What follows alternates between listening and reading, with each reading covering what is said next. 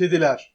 Tüm dünyada insanlar ile birlikte yaşayan evcil hayvanların en popülerlerindendir.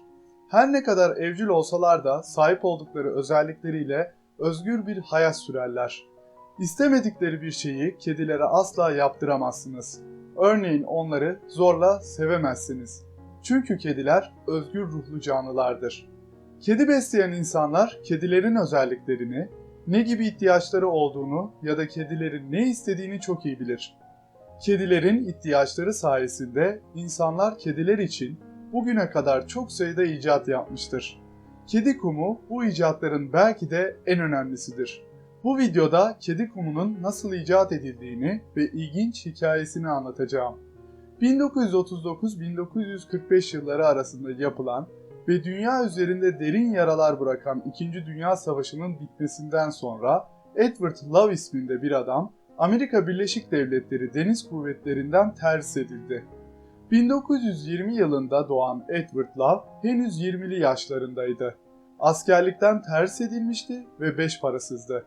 Ailesinin yanına gidebilmek için otostop çekmek zorunda kaldı. Edward Love'ın ailesi Amerika'nın Michigan eyaletinde Kosopolis adında küçük bir yerleşim yerinde yaşıyordu. Edward'ın ailesi burada çevredeki tamircilere ve çiftçilere atölye zeminlerindeki sıvı döküntülerini emen kum ve taş malzemesi satıyordu. Edward Love, küçük ve mütevazi aile şirketini büyütmeyi, yeni ürünler satmayı ve çok daha fazla müşteriye ulaşmayı hedefliyordu. Bunun için çalışmalara başladı. Yeni ürünlerden birinin adı Füller toprağıydı ve süper emici toprak olarak adlandırılıyordu. Fakat ne yazık ki bu ürün ne kadar kaliteli olsa da çok pahalıydı ve müşteriler pahalı olduğu için ürüne ilgi göstermedi. Love, müşterilerinin pahalı olduğu gerekçesiyle ilgi göstermediği toprağı satamadı ve deposunda tonlarca toprakla baş başa kaldı. Depoyu boşaltmak bile para harcamak anlamına geliyordu. Bu yüzden farklı bir çözüm aramaya başladı. 1947 yılının bir kış günü işten eve dönerken komşusunun buz tutmuş zemini kazarak kedisi için kum çıkarmaya çalıştığını gördü. O dönemde kedi sahipleri kedilerini tuvaletlerini yapabilmesi için akşamları sokağa bırakırdı.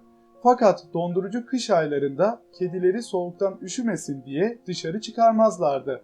Kedilerin evde tuvaletini yapabilmesi için bir kabın içine toprak, talaş ya da kum koyarlardı. Love'ın komşusu ondan kedisi için bir miktar talaş istedi. Ama Edward Love komşusuna talaş yerine garajında tuttuğu ve satamadığı Füller toprağından verdi. Bu toprağı kullanan kedi rahat etmişti. Hatta toprağın güçlü emici özelliği sayesinde kedinin dışkısından koku çıkmamıştı. Ayrıca bu toprak kedinin ayaklarına yapışmamış ve kedinin yürürken evi pisletmesine engel olmuştu. Edward Love'ın komşusu kullandığı toprağın ne kadar iyi olduğunu diğer kedi besleyen arkadaşlarına anlatmaya başladı. Bu arada Edward'ın aklına mükemmel bir fikir geldi. Füller toprağını 2,5 kiloluk çuvallara doldurdu ve üzerine kedi kumu yazdı. Daha sonra bu çuvalları kamyonetine yükleyerek en yakındaki ev hayvan dükkanına gitti.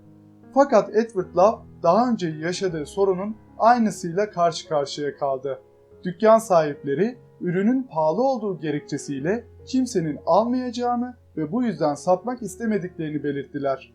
Bunun üzerine Love her dükkana bir adet çuval bıraktı ve dükkana gelen müşterilere bedava verilmesini istedi. Aradan bir hafta geçtikten sonra kedi kumunu kullanan kedi sahipleri çok ilginç bir şekilde dükkanlara tekrar gelip aynı üründen talep etmeye başladı. Gelen müşteriler ürünün fiyatına bakmadan almaya razıydı. Bunun üzerine Edward siparişleri toplamaya başladı. Kamyonetine doldurduğu çuvallarla ülkenin her yanını dolaşıp aynı taktikle kedi kumu satışlarını arttırdı. Bu arada ürünü ve ambalajı sürekli geliştirdi. Ücret iade garantisi verdi. Ürüne koku giderici ve parfümler ekledi. Kullanışlı plastik kürekleri ürünle birlikte verdi. Edward'ın kedi kumu çok geçmeden ülkenin dört bir yanındaki kedi şovu etkinliklerinde ve bölge fuarlarında sergilendi. Sattığı her üründen sonra daha fazla sipariş alıyordu. Böylece riske girerek Füller Toprağı İşletme Tesisi satın aldı. Şirket kedi kumunu sürekli geliştirmek ve iyileştirmek için modern bir araştırma ve geliştirme merkezi kurdu. Burada bilim uzmanlarını çalıştırdı. Edward Love bu icadıyla dünya çapında bir endüstri icat etmişti.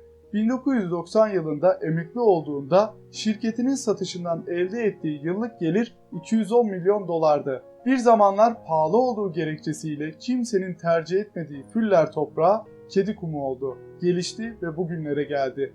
Günümüzde evinde kedi bakan herkesin mutlaka aldığı kedi kumunun tarihi hikayesi kısaca bu şekilde.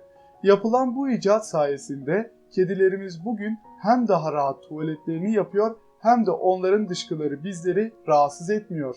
Ayrıca kürekle bu dışkıları kedi kumundan toplaması son derece pratik ve kolay oluyor. Beni dinlediğiniz için teşekkür ederim. Videoyu beğendiyseniz beğenmeyi unutmayın. Görüş ve düşüncelerinizi yorumlarda paylaşabilirsiniz. Yeni videoları yakından takip edebilmek için kanalıma abone olmayı ve bildirimleri açmayı unutmayın. Sağlıklı ve mutlu günler dilerim.